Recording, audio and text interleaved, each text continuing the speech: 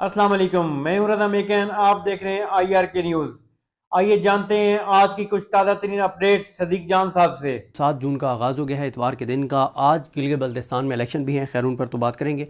सबको पता है कि आज गिलगित बल्तिस्तान का 8 फरवरी होने जा रहा है और 8 फरवरी से बड़ी जो है वो धांधली आज वाज़ेह तौर पर गिलगित बल्तिस्तान में होगी।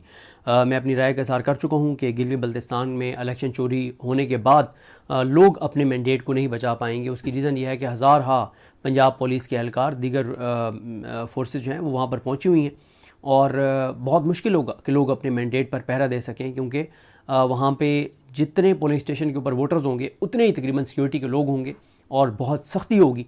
तो ज़ाहिर है जब सामने बंदूक हो तो निहत्ते लोग फिर बंदूक का मुकाबला नहीं कर पाते, तो इसलिए आराम से इलेक्शन चोरी हो जाएगा। लेकिन असल मामला दूसरा है और वो AJK का है, क्योंकि AJK के अंदर वाज़ेह तौर पे नज़र आ रहा है कि वो लोग जिस तरह से मुतहद हैं और 2-3 बार उन्होंने अपने टारगेट्स को अचीव किया है।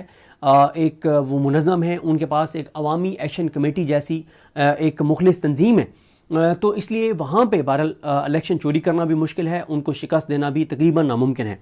अच्छा, वहाँ पे लेटेस्ट अपडेट्स हैं क्या, वहाँ पे सूरत हाल क्या है?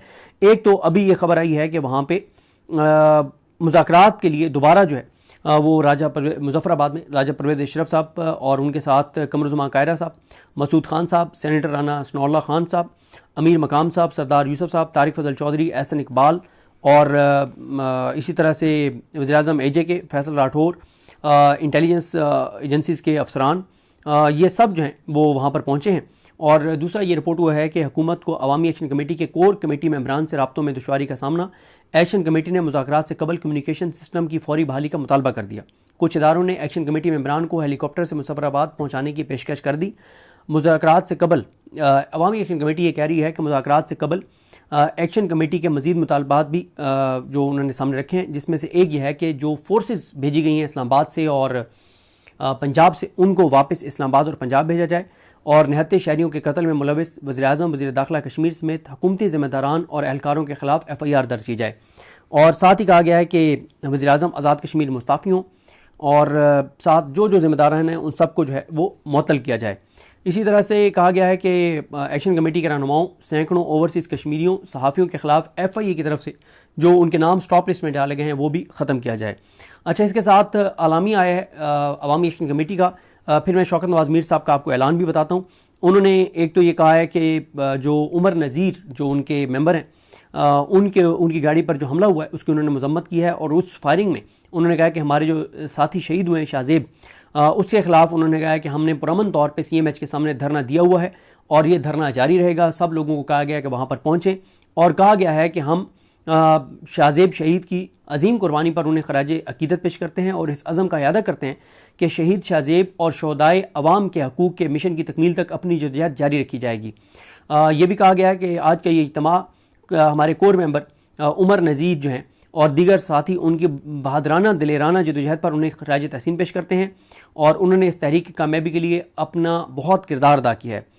ये भी कहा गया कि आज का ये जो, क्योंकि वहाँ पर इज्तिमा है, उसने ये अलामी जारी किया है अवामी एक्शन कमेटी का। उन्होंने कहा कि आज का ये अवामी इज्तिमा कठपुतली असम्बली पर मुकम्मल अदम एतमाद का इजहार करता है, जिन्होंने अवाम की जमहूरी और मुआशी हकूक़ के मुतालबात जो मुआहदा होने के बावजूद उस पर अमल नहीं किया और बल्कि उन्होंने बाहर से फोर्सेस को बुला लिया है।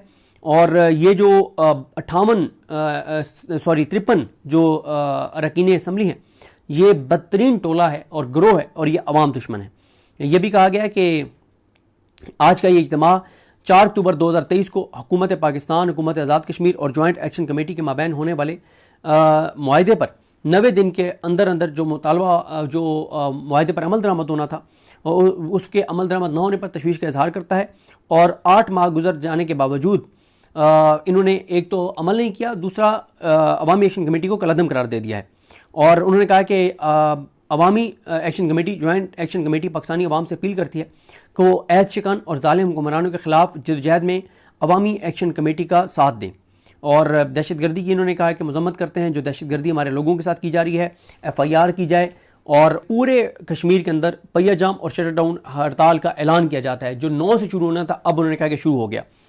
और उन्होंने कहा कि 9 वाला जो हमारा मार्च है वो शेड्यूल के मुताबिक होगा। और इसी तरह से उन्होंने कहा है कि जो शहीद शाहज़ेब है उसकी तदफीन और नमाज जनाजा के ऐलान बाद में کور ممبر کمیٹی جو ہے وہ خود کرے گی، اور جو لوگ جس جوش و خروش سے نکلیں اس پہ ان کو خراج تحسین پیش کیا گیا ہے، اور اوورسیز جو ہیں کشمیری اور اوورسیز پاکستانی جو ہیں ان کو کہا گیا ہے کہ آپ بھی اپنا کردار ادا کریں۔ 7 جون کا آغاز ہو گیا ہے، اتوار کے دن کا۔ آج گلگت بلتستان میں الیکشن بھی ہیں، خیر ان پر تو بات کریں گے۔